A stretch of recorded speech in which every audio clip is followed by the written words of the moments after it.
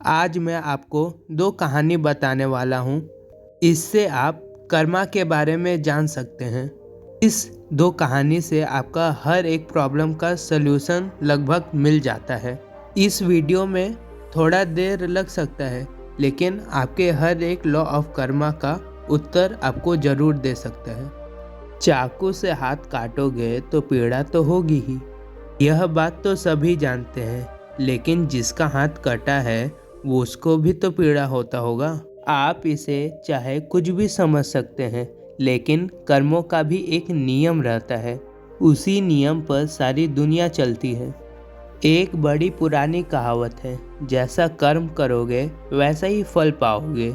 मतलब अगर अच्छा करोगे तो अच्छा फल मिलेगा, बुरा करोगे तो बुरा फल मिलेगा। यह सब बातें तो हमने सुनी तो हैं, लेकिन इस बात पर हम लोग कम विश्वास कर पाते हैं, क्योंकि जब हम लोग अच्छा करते हैं तो उसका फल हम लोग को दिखाई नहीं देता, जबकि जो बुरा करते हैं उन लोग का कर्म ही अच्छा बन जाता है। ऐसा हम लोग सोचते हैं। यह आपके मन का वहम है, क्योंकि आप सच्चाई नहीं देख पा रहे हैं। कर्मों का नियम वह अपने हिसाब से ही काम कर रहा है। वह आपके सोचने से बदल नहीं जाता। आपको एक कहानी सुनाता हूँ, जिससे पहला भ्रम आपका कर्मों के बारे में टूट जाएगा और अच्छे कर्मों से कैसे सफल बनते हैं वह सूत्र भी आपको पता चल जाएगा। इससे पहले आप कहानी में खो जाए, इस चैनल को सब्सक्राइब जरूर कर लें। चलिए कहानी शुरू करते हैं। एक नगर में एक व्यापारी रहता था। वह व्यापारी बहुत धनवान था। अपने बड़े बड़े व्यापारियों में उसका नाम लिया जाता था। अपने खुद के नगर में भी उसका बड़ा नाम था। एक दिन शुभ घड़ी में उसे एक पुत्र प्राप्त हुआ। वह अपने पुत्र के जन्म पर बहुत खुश था। उसने उसका नाम सोमनाथ रख दिया। व्यापारी ने सोचा कि अब उसका पुत्र बड़ा होकर उसके व्यापार को संभालेगा और वह अपने समय का सबसे बड़ा व्यापारी बन जाएगा। उसने अपने पुत्र का बहुत अच्छे से लालन पालन किया। उसने अपने पुत्र को बड़े अच्छे से पढ़ाया लिखाया और उनके पुत्र सोमनाथ भी बड़े होकर अपने पिता का हाथ बटाने लगे। पिता अपने बेटे को ऐसा काम करते देख बहुत प्रसन्न होते थे। जब सोमनाथ बड़ा हुआ तो उसके पिता ने एक सुंदर युवती से उसका विवाह करा दिया। सोमनाथ भी बहुत खुश था। सोमनाथ अपने शादी होने तक तो पिता का हाथ बटाता रहा, लेकिन अचानक ही सोमनाथ के अंदर कुछ परिवर्तन आने लगे। वह दिन भर अपने दोस्तों के साथ घूमने लगा। धीरे धीरे उसे एक बुरी आदत ने पकड़ लिया। वह रोज अपने दोस्त के साथ जुआ खेलने जाता। सोमनाथ ना ही अपने घर रहता था, ना ही अपने पिता के साथ हाथ बटाता था। वृद्ध होने के कारण वह दुकान का ज़्यादा ख्याल नहीं रख पाते थे और सोमनाथ तो अपने व्यापार की देखभाल करना तो दूर, वह अपने पिता का कमाई जुए पर खर्च कर देता था। व्यापार का ध्यान नहीं रखने पर वह धीरे धीरे व्यापार भी ठप पड़ता जा रहा था और पैसों की कमी होते जा रही थी। सोमनाथ के पिता ने भी उसे बड़ा समझाया कि मैंने इतनी बड़ी मेहनत करके इस व्यापार को खड़ा किया है, तुम इस गंदी आदत को छोड़ दो, तुम इस बुरी आदत को छोड़ दो, वरना एक दिन ऐसा आएगा कि तुम्हारे पास कुछ भी नहीं बचेगा, कोई तुम्हारा साथ नहीं देगा, फिर तुम पछताओगे, इसीलिए समय रहते संभल जाओ। लेकिन सोमनाथ ने अपने पिता की एक भी नहीं सुनी। वह सुनकर बातों को अनदेखा कर देता था। ऐसे ही धीरे धीरे समय बीतता चला गया और उसके पिता बूढ़े होते गए। उनको एक बीमारी ने जकड़ लिया। कुछ समय के बाद उन व्यापारी की मृत्यु हो गई। अपने पिता को मृत्यु देखने के बाद भी सोमनाथ को जरा सा भी अफसोस नहीं था। उसके चेहरे को देखने से ऐसा लगता था कि उसे आज़ादी मिल गई हो, उसे कोई दुख ना हो, उसका और एक बोझ हल्का हो गया हो। अब तो सोमनाथ पहले से भी अधिक जुआ खेलने लगा था। सोमनाथ जुआ खेलकर बड़ा अमीर बनना चाहता था। वह जुए में हारी गई रकम को जीतकर एक ही दिन में बड़ा आदमी बनना चाहता था, जिसके कारण वह जुए में अब बड़ा बड़ा दांव पेच लगाने लगा था। सोमनाथ की माँ ने उसे बहुत समझाया कि बेटा, धन बहुत खर्चा हो रहा है, ऐसा जुआ खेलकर खर्चा मत करो। थोड़ा सा धन बचा हुआ है, उसे भी लुटाने पर क्यों लगे हुए हो। एक कहावत है ना, जब नाश मनुष्य पर छा जाता है तो विवेक मर जाता है। विवेक मतलब बुद्धि मर जाती है। सोमनाथ अपने माँ की एक कान से बात सुनता था और दूसरे कान से निकाल देता था। उसे किसी बात का भी कोई फर्क नहीं पड़ता था। सोमनाथ सिर्फ जुआ खेलने में दिन रात व्यस्त रहता था। सोमनाथ के पास कुबेर का तो खजाना था नहीं, जो कभी खत्म नहीं होगा। धीरे धीरे सोमनाथ का सारा खजाना खत्म होने लगा। फिर धीरे धीरे एक दिन सोमनाथ के पास सारा धन खत्म हो गया था। उसके पास फूटी कौड़ी तक नहीं थी। वह जुआ खेलने में सारा धन खत्म कर दिया था। जब यह बात सोमनाथ की माँ को पता चला, उसका बेटा जुए में सब कुछ हार चुका है, तो उसकी माँ की मृत्यु हो गई, क्योंकि उनके हृदय में बहुत आघात पहुंचा था। लेकिन सोमनाथ को भी अपने माँ के प्रति कोई अफसोस नहीं था। उसे अब किसी बात का तो फर्क ही नहीं पड़ता था। ऐसा लगता था कि उसकी संवेदना खत्म हो चुकी। उसके लिए कोई जिए या मरे, वो तो दिन रात जुआ ही खेलता रहता था। सोमनाथ व्यापारी का तो बेटा था ही, तो उसे कर्ज लेने में कोई दिक्कत नहीं आई। लेकिन सोमनाथ उस पैसे को भी जुए में खर्च कर दिया। जुआ एक ऐसी लत है जो आपको जीतने की उम्मीद देती है, लेकिन आप कभी जीत नहीं पाते। लेकिन अब सोमनाथ के ऊपर बहुत सारा कर्ज हो चुका था। उसके घर में 2 वक्त का खाना खाने लायक धन भी नहीं बचा था। अब वह बिल्कुल कंगाल हो चुका था। ना ही कपड़े पहनने के लिए धन बचा था, ना ही खाना खाने के लिए बचा था। अब उसके पूरे शहर को पता चल गया था कि सोमनाथ कंगाल हो चुका है। उसके पास कपड़े पहनने के लिए तक के पैसे नहीं हैं। सोमनाथ जब मदद मांगने जाता तो उसे सब मना कर देते थे। एक समय वैसा था जब उसका नाम बड़े बड़े व्यापारियों में लिया जाता था, लेकिन सोमनाथ की इस गंदी कारणों की वजह से उसने अपना हर चीज गंवा दिया था। अब कोई लोग उसकी मदद नहीं करते थे, क्योंकि लोग उन्हीं की मदद करते हैं जो अपनी मेहनत के बलबूते खड़े होते हैं और एक जीवन का मिसाल बनते हैं। जब सोमनाथ के ससुर जी को यह पता चला कि सोमनाथ कंगाल हो चुका है, तो वह अपनी पुत्री की चिंता करते हुए वह अपने पुत्री के पास पहुंच गया। उसने वहां जाकर देखा कि उसकी पुत्री तो बहुत दुखी है। उसकी पुत्री ने फटे पुराने कपड़े पहने हुए थे। भूख के कारण उसका गुलाब सा चेहरा मुरझा चुका था। अपनी बेटी का ऐसा हालत देखकर सोमनाथ के ऊपर बहुत गुस्सा आया। उसने अपने बेटी को अपने साथ घर ले जाने का निश्चय कर लिया था। उन्होंने न ही सोमनाथ को कुछ कहा, न ही उसका कुछ सुना। वह अपने बेटी को लेकर अपने घर चल दिए। सोमनाथ यह देखकर बहुत दुखी होता है कि उसके पत्नी को उसके पिताजी अपने घर ले गए। अब वह बिल्कुल ही अकेला पड़ चुका था। अब ना ही उसके पास पैसा था, न ही पत्नी थी, न ही उसके माता पिता थे। उसका सब चला गया था। सब लोग उसे अकेला छोड़कर जा चुके थे। सोमनाथ को हर एक बात याद आने लगी कि जो उसके पिता ने उसे सिखाई थी और कही थी। ऐसी हालत का जिम्मेदार वह स्वयं था। वह अपने आप से ही बातें करने लगा था।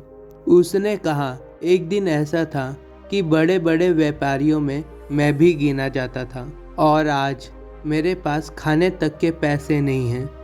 अब मैं बहुत मेहनत करूँगा, अपने दम पर अपना व्यापार खड़ा करूँगा। सोमनाथ अपने ससुर से मिलने के लिए चला जाता है ताकि वह थोड़ा सा उधार मांगकर अपना व्यापार खड़ा कर सके, शुरू कर सके। सुबह होते ही वह अपने ससुर से मिलने के लिए पहुंच जाता है। ससुराल पहुंचकर वह अपनी हालत को देखकर रोने लगता है। वह अपने कपड़ों की ओर देखता है और कहता है कि मैं इस फटे पुराने कपड़े में तो ससुराल नहीं जा सकता। मैं साफ सुथरे कपड़े पहनकर ही अपने ससुर से मिलने जाऊंगा। अगर मैं फटे पुराने कपड़े पहनकर जाऊंगा तो उसकी बची कुची इज्जत भी फालतू में चली जाएगी। यह सोचकर वह इधर उधर देखने लगा। उसकी नज़र एक कपड़े के दुकान में पड़ी, लेकिन शाम हो जाने के कारण वह दुकान बंद हो चुकी थी। सोमनाथ ने निश्चय किया कि वह सुबह तक वहीं पड़े रहेगा। जैसे ही वह कपड़े का दुकान खुलेगा तो वह अपने ससुर के नाम लेकर वह कपड़ा खरीद लेगा, और जैसे ही ससुर से धन प्राप्त हो जाएगा तब मैं उसे धन दे दूंगा। फटे पुराने कपड़े पहनकर ससुराल जाने से अच्छा है मैं एक रात इस दुकान में ही बिता लूं। यह सब सोचने के बाद वह दुकान के बाहर ही सो जाता है। सोमनाथ भूख के मारे इधर उधर करवटें लेने लगता है। तभी सोमनाथ ने देखा कि एक युवक चुपचाप दुकान के भीतर जा रहा है। उस युवक को जाने के बाद भी एक स्त्री आई, वह दबे पांव उसके साथ चली गई। सोमनाथ को वह स्त्री भी अंधेरे में जानी पहचानी लग रही थी। सोमनाथ ने उस स्त्री को सही ढंग से देखने के लिए दुकान की खिड़की से बाहर झांका। वहां पर जो उसने देखा उसे देखकर उसके होश उड़ गए, क्योंकि वह औरत और कोई नहीं बल्कि उसकी पत्नी थी। वह अपने पत्नी और उस व्यक्ति की बातें ठीक से सुनने के लिए वह खिड़की से झांका। सोमनाथ की पत्नी उससे कह रही थी, हे मेरे प्राण प्रिय, मैं तुमसे बहुत प्रेम करती हूँ और मैं तुमसे विवाह करके पूरी जिंदगी साथ रहना चाहती हूँ। मैंने तुम्हें एक राज की बात बताने के लिए यहाँ बुलाया है, ताकि हम लोग विवाह कर कर आराम से जिंदगी बिता सकें। हमारे पास किसी चीज की भी कोई कमी ना हो। युवक ने बड़ी उत्सुकता से पूछा कि कौन सा राज? तुम किस राज की बात कर रही हो? फिर सोमनाथ की पत्नी ने उस युवक से कहा कि मेरे ससुर जी बड़े धनवान व्यक्ति थे। उन्होंने अपने जिंदगी में बहुत कठिन परिश्रम किए थे। उन्होंने खूब सारा धन कमाया था। उन्होंने 4 घड़े अपने मकान के हर एक कोने में रख दिए थे। यह काम उन्होंने इसलिए किया था कि बुरे समय में उस धन का उपयोग किया जा सके। उन्होंने अपने जुआरी बेटे को इस धन के बारे में कुछ नहीं बताया, क्योंकि उनको डर था कि उनका जुआरी बेटा उस पैसे को भी जुए में ना उड़ा दे। फिर सोमनाथ की पत्नी ने उस युवक से कहा कि जाकर मेरे ससुराल उस मकान को खरीद लो, और मेरा मूर्ख पति भी वह ससुराल तुम्हें दे देगा, क्योंकि उसने सारा धन जुए में उड़ा दिया है। फिर तुम उस मकान के चारों कोनों में खुदाई करना। तुम उस चारों घड़ों को कब्जे में कर लेना। फिर उसके बाद हमें कभी भी धन कमाने की ज़रूरत नहीं पड़ेगी और हम पूरा जीवन खुशी से रहेंगे। अपनी पत्नी के मुंह से यह सारी बातें सुनकर उसे बहुत आघात पहुंचा। वह सोचने लगा कि मेरी इन बुरी आदतों के कारण मेरी पत्नी मेरी ना रही, अब वह दूसरे पुरुष के साथ होली उसका साथ दे रही है और उसके साथ विवाह करने की योजना भी बना रही है। लेकिन मैं ऐसा होने नहीं दूंगा।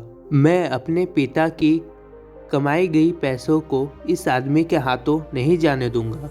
माना कि मैं बुरी संगति में पड़ गया था, मुझे जुआ खेलने की लत लग चुकी थी, लेकिन मैं अब समझ गया। अब मैं अपने पिता के इस दौलत को लूटने नहीं दूंगा। यह सब सोचकर सोमनाथ अपने नगर के लिए निकल जाता है। सुबह होते होते वह अपने घर पहुंच जाता है। बिना कोई समय गवाए वह अपने घर के चारों कोने पर खुदाई करना शुरू कर देता है। खुदाई करने के थोड़े देर बाद उसे वह चारों घड़े मिल जाते हैं। उन चारों घड़ों के अंदर से वह सोने के सिक्कों को निकाल लेता है और उस घड़े में कोयला भरकर फिर से जमीन में दफना देता है। इसके बाद सोमनाथ अपने पत्नी के प्रेमी का इंतजार करता है। कुछ दिनों के बाद उसकी पत्नी का प्रेमी उसके घर आता है। वह सोमनाथ को कहता है कि मैंने सुना है यह घर बेचने के लिए उपलब्ध है। मैं इस मकान को खरीदना चाहता हूँ, क्योंकि मैं इधर अपना व्यवसाय शुरू करना चाहता हूँ। मुझे घर की ज़रूरत है और तुम्हें पैसों की ज़रूरत है। हम दोनों की ज़रूरतें पूरी हो जाएंगी। सोमनाथ तो इसी मौके के इंतज़ार में था। उसे उस आदमी की सारी योजनाएं पहले से ही पता थी। उसने तुरंत ही अपना मकान बेच दिया और उस मकान को बेचने के बाद जो उसे पैसा मिला वह उस जमा पूंजी को लेकर दूसरे नगर में चला गया ताकि वह वहां जाकर नया काम शुरू कर सके। वहां सोमनाथ ने अपना व्यापार शुरू कर दिया। शुरू में उसे बहुत कठिनाई हुई। उसने खूब मेहनत की और अपने से बुरी आदतों को दूर रखा। व्यापार में थोड़ी बहुत ऊंच नीच होती रहती है, लेकिन उसने सब कुछ संभाल लिया। थोड़े से दिनों में ही उसने बहुत सारा धन कमा लिया। तभी एक सेठ की नज़र सोमनाथ के ऊपर पड़ती है। सेठ ने सोचा कि यह युवक तो बहुत मेहनती है। इसने इतने कम दिनों में अपने व्यापार को इतने बुलंदियों पर पहुंचा दिया है। मैं अपनी बेटी की शादी इस युवक से कर देता हूं। मुझे इस व्यक्ति से अच्छा और कोई युवक मिल ही नहीं सकता। फिर वह सेठ सोमनाथ के पास जाकर अपने बेटी का शादी का प्रस्ताव रख देता है। सोमनाथ ने भी सेठ का प्रस्ताव स्वीकार कर लिया। सेठ ने अपनी बेटी की शादी सोमनाथ से करवा दी। अब सोमनाथ के पास वह सब कुछ था जो उसके पास नहीं था। उसने धन कमा ली थी, इज्जत कमा ली थी और शादी भी हो गई थी। अब सोमनाथ के पास सब कुछ था। वह अपना जीवन खुशी से जी रहा था। अब उसके पास किसी चीज की कोई कमी न थी। उधर सोमनाथ की पुरानी पत्नी का प्रेमी उस मकान को खरीदकर बहुत प्रसन्न हो रहा था। जब उसने उन चारों घरों के कोने को खोदा तो उसे 4 घड़ा मिला। उस घड़े के अंदर कोयला था। वह अपना सर पटक कर रोने लगा। उस युवक को सोमनाथ की पत्नी पर बहुत गुस्सा आ रहा था। वह सोच रहा था कि काश मैंने उसकी बात ना मानी होती। अगर मैं उसकी बात ना मानी होती तो आज मुझे अपना धन गंवाना ना पड़ता। सोने के घड़े मिलना तो दूर, मेरी जीवन की जमा पूंजी भी जाती रही। वह युवक अपनी प्रेमी मतलब सोमनाथ की पत्नी को भी सबक सिखाने के लिए उसे छोड़ दिया। वह गांव गया और अपनी प्रेमिका से कहा कि तूने मुझे ठगने की कोशिश की है। मेरी सारी जमा पूंजी तूने बर्बाद कर दी। अब मेरे पास कुछ नहीं बचा है। आज के बाद मुझे कभी अपना चेहरा मत दिखाना। चले जाओ मेरे सामने से। सोमनाथ ने एक बात जान चुका था, अगर बुरे कर्म करोगे तो उसका फल भी बुरा ही पाएंगे। अगर हम इस कहानी के सीख पर गौर करें तो सोमनाथ जुए का लती था, जुए का आदी था, तो उसके पास कुछ भी नहीं बचा था। वह सड़क पर आ गया था। उसकी पत्नी ने उसे छोड़ दिया था। यह उसके कर्म का ही परिणाम था। अगर वह अपने व्यापार को अच्छे से करता तो यह दिन उसे देखने ना पड़ते। खैर, उसे अपनी गलती पर एहसास हुआ और उसने अपना जीवन बदल दिया। इससे हमें यह पता चलता है कि चाहे हम जीवन में कितने भी बुरे कर्म किए हों, लेकिन हम कभी भी नए काम शुरू कर सकते हैं। अच्छे कामों के लिए कोई वक्त नहीं होता। यूं कहें तो हर समय अनुकूल होता है। और दूसरी जगह हमें यह भी दिखता है कि अगर बुरे समय में हम लोग दूसरों का साथ छोड़ दें, धोखा दें, तो हमें उनका भी बहुत बुरा परिणाम मिलता है। जैसे कि सोमनाथ की पत्नी ने उसे धोखा दिया, लेकिन उस धोखे के कारण उसने अपना सब कुछ गंवा दिया। यहाँ तक कि अपनी इज्जत भी गंवानी पड़ गई। अगर सोमनाथ की पत्नी उसके बुरे आदतों की वजह से उसे छोड़ के चली गई थी तो यहाँ तक तो ठीक था, मगर अपनी प्रेमी के साथ मिलकर अपने पति को ही ठगने की कोशिश उसे बहुत महंगा पड़ा। तो दोस्तों, कैसी लगी यह कहानी आपको? कमेंट सेक्शन में ज़रूर बताना। अच्छी लगी हो तो इस चैनल को सब्सक्राइब जरूर कर देना। यह वीडियो ज़्यादा ही लंबा हो रहा था। आपको कर्मों के बारे में दूसरा कहानी जल्द ही दिखने मिलेगी।